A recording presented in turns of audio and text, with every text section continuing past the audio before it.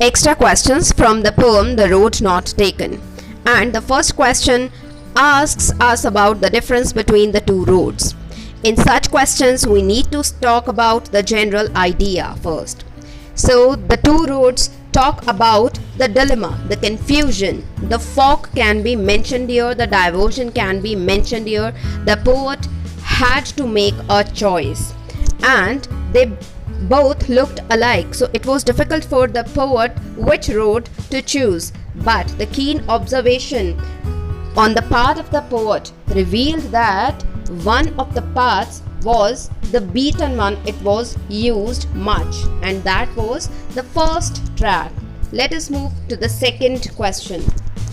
Second is there any similarity between the two roads? Now, we already know that these were the similarities only which deepened the poet's dilemma, and it became difficult on his part to make a choice.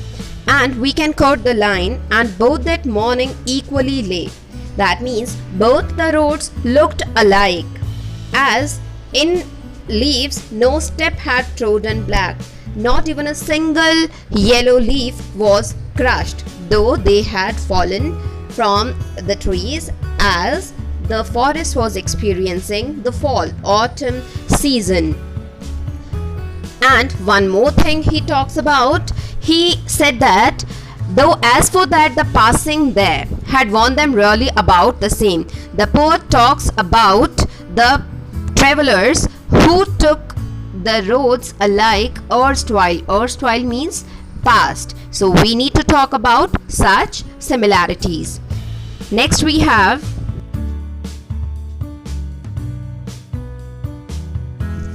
was the poet happy about his choice?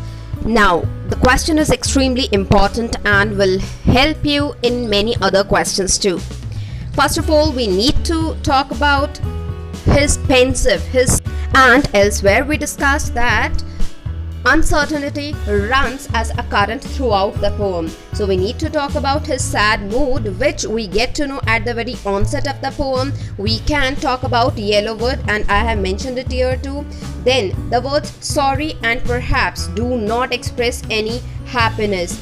He expresses his sorry, and sorry I could not travel both. He feels bad that he could not choose both the paths. And then we have the interjection oh, which again expresses some kind of sadness, rejection.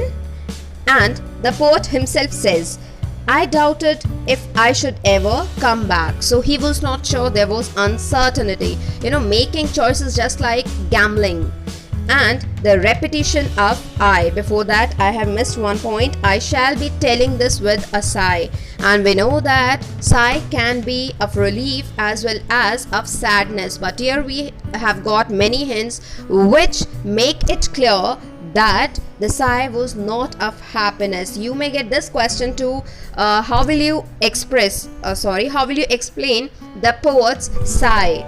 In place of this question, was the poet happy about his choice? You may get it in other way too. So I shall be telling this with a sigh, and his sigh was not of happiness, it was of sadness, rather regret, ruefulness. He was not happy at all with his choice. And the repetition of I with dash, which we have already discussed in the previous RTC. So thank you for being with me.